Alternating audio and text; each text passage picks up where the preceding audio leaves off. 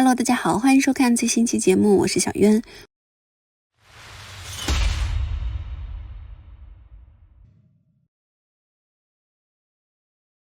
故事发生在中国安徽省的合肥市。2015年3月31日下午，当地的奥林花园小区突然发生一起命案，现场被围起警戒线。死者王佳丽是一位大学老师，本科毕业于安徽农业大学，曾在江苏南京大学攻读博士，后来成为安农大一名教师，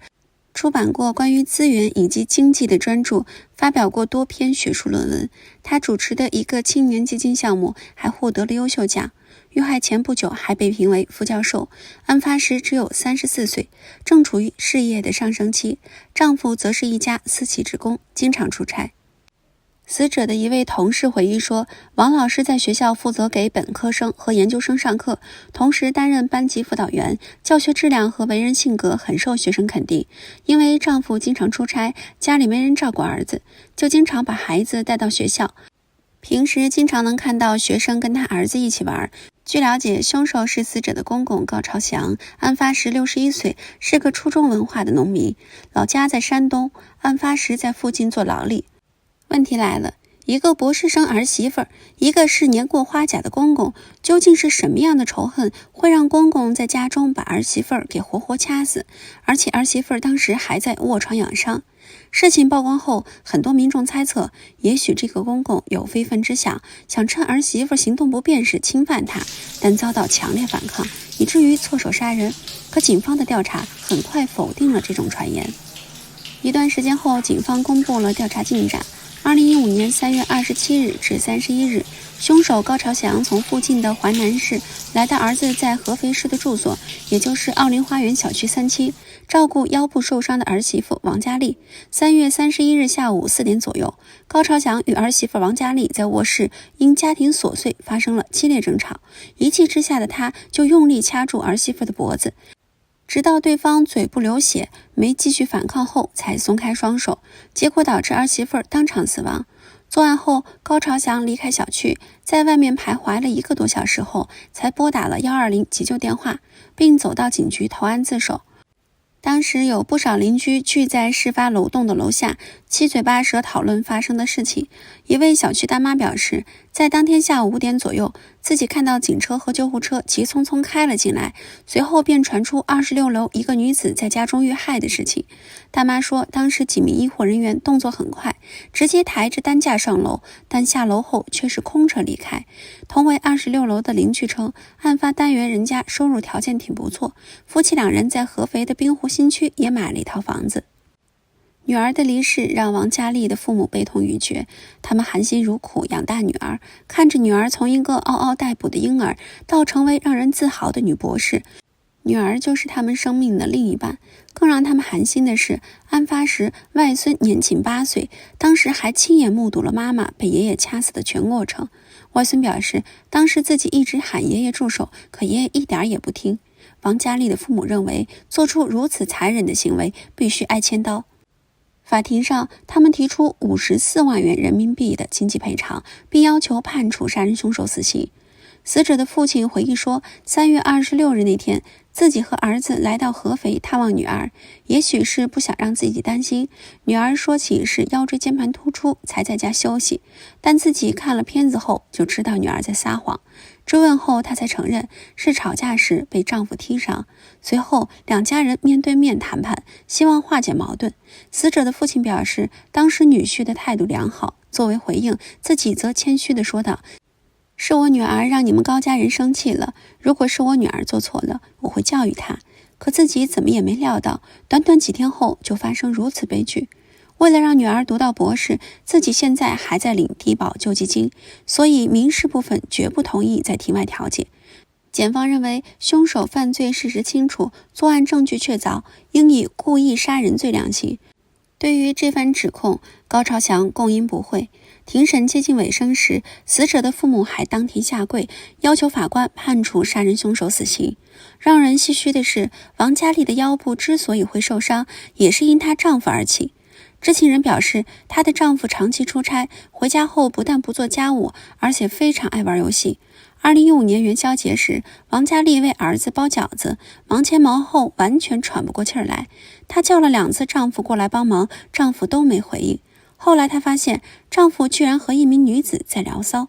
我在这里累死累活，你却在和其他女人勾三搭四。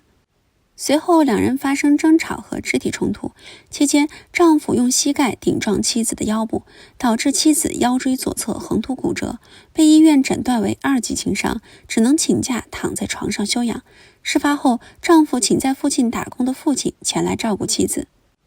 根据资料，王佳丽与丈夫是研究生同学，2人的关系很不错。起初生完孩子后，婆婆过来照料，一家人过得还算融洽。然而，因为教育孩子的方式以及生活方式的不同，王佳丽与婆婆的关系逐渐恶化。一气之下的婆婆离开了合肥。事发当天的下午，死者的丈夫正开车赶往蒙城市，准备接岳母到合肥帮忙照料妻子，没想到在途中就接到儿子的电话，说妈妈被爷爷杀死了。知情人透露，案发前几天，死者的丈夫不是因公出差，很可能是他指使父亲动手杀人。因为死者当时已经提出离婚，包括第2套房子在内的财产都会被重新分割。他向自己父亲索赔80万的做法似乎更能说明这一点，但这种猜测并未得到警方的证实。王佳丽的公公表示，事发当天因为衣服没洗和怎么给孙子脱衣服等问题，自己与儿媳妇发生了多次争吵。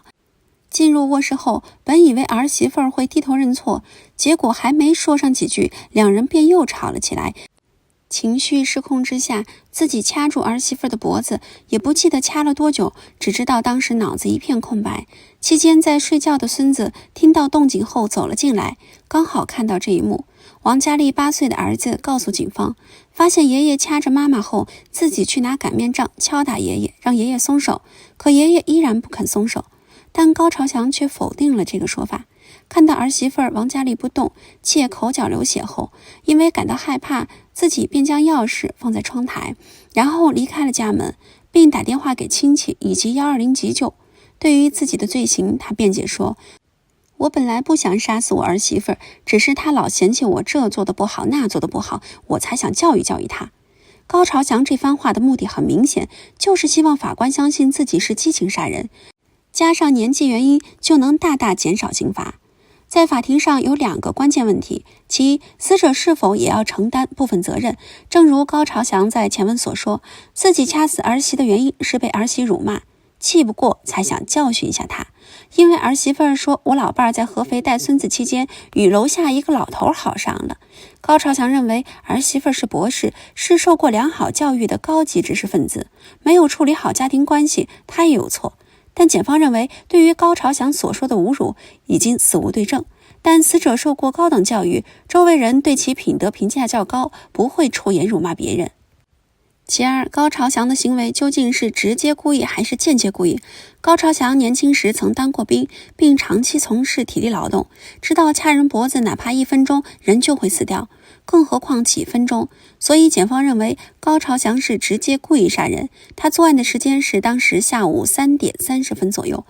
可120接警记录的时间是5点58分。之所以要等1个半小时后才打120，就是让儿媳妇无法被抢救，这就是蓄意谋杀。王佳丽去世时，8岁的儿子小伟正在上1年级。和家人商量后，王佳丽的哥哥将小伟转至蒙城老家上学。回到老家时，孩子情绪特别不稳定，成绩下滑很明显，常常将自己一个人锁屋里哭。王佳丽遇害后，家人一直瞒着68岁的母亲，只称王佳丽生病了，在家住院，一直瞒了1个多月，老人才觉察到不妥。看到瞒不下去，家人才将这事儿小心翼翼地说了出来。记者见到王母时，她满头白发，十分憔悴。提起女儿的事儿，则是满脸悲伤。女儿走得太远了，我要是当时在这儿，就没这事儿了。王母一度非常自责，觉得当时自己要是有陪在女儿身边，就肯定不会发生这样的事儿。也正是因为如此，死者家人在起诉家公的同时，也以故意伤害罪起诉了女婿。让人唏嘘的是，在死者父母起诉亲家公要求其赔偿54万元人民币的同时，死者的丈夫居然也起诉了自己的父亲，要求其赔偿80万。正常来说，应该是死者的丈夫主动出钱赔偿岳父岳母的损失，以此获得他们的谅解，减轻父亲的刑罚。但他居然反过来了，直接向父亲要钱。网友猜测，死者丈夫此举就是为了抢先获得父亲所有的财产，让岳父岳母一无所获。案发1年后的2016年2月4日，死者王佳丽的哥哥王林开车带着父母从老家蒙城市赶到合肥市，到合肥中院拿判决书。但判决书的结果跟他们想要的差得很远，法院并没有直接判处凶手死刑。他们认为本案发生是因为家庭矛盾导致的激情杀人，且被告人犯罪后自首，以及考虑到他年事已大的因素，才做出死缓的判决。这意味着2年后，凶手会被改判为无期徒刑。至于死者的丈夫，其因故意伤害罪被判处10个月的监禁。在民事赔偿方面，王林一家的诉求也没得到支持，他们提出的54万元赔偿费只被法院支持1/8，也就是只有3万多元的丧葬费。死者丈夫向父亲提出的80万元赔偿诉求则被法院直接驳回。在收到这份判决书时，距离春节仅剩下2天，这样的判决结果显然是死者家人不愿意看到的。2月7日除夕那晚，死者父母家里虽然多了一位成员，但他们却永远失去了另一个人。饭桌上，在小伟面前，一家人努力表现得高兴的模样。但吃完年夜饭后，王佳丽的父母就悄悄坐在房间角落，时而看着只有9岁的外孙，时而看着窗外若有所思。死者的哥哥告诉记者，妹妹的事儿已经让我们全家心力交瘁，家里没有钱请律师，所以案子是我们自己辩护的。判决书下来后，我们以为抗诉期和上诉期一样都是10日，但等到第10天，我那天刚好有事儿，就让70多岁的父母亲从老家来合肥，等他们赶到检察院时，才得知抗诉期是5日，以至于我们错过了抗诉期。同时他还表示，那天刚好下了大雪，去法院的路上父母还走错了路。得知错过抗诉期后，王佳丽的母亲伤心不已，回家就病倒了。谈及以后打算，王林说目前会把妹妹的孩子照顾好，其他的事儿等过完年再说。至于将来孩子要选谁当监护人，会让他自己决定。王某某的哥哥表示，现在家里人很少与小伟提及他父亲和爷爷，但每当想念母亲的时候，小伟就会写日记，把对妈妈的思念都写在日记里。整件事中最无辜的妹妹的儿子，明明不是他的错，却要承担如此痛苦。事发后，很多网友表示，婆媳关系永远是一道难题，解决它的最好办法就是隔离矛盾源，同时遇到凤凰男和家暴男，有多远则走多远，否则就算现在不后悔，也不保证以后不后悔。我是小渊，我们下期再见。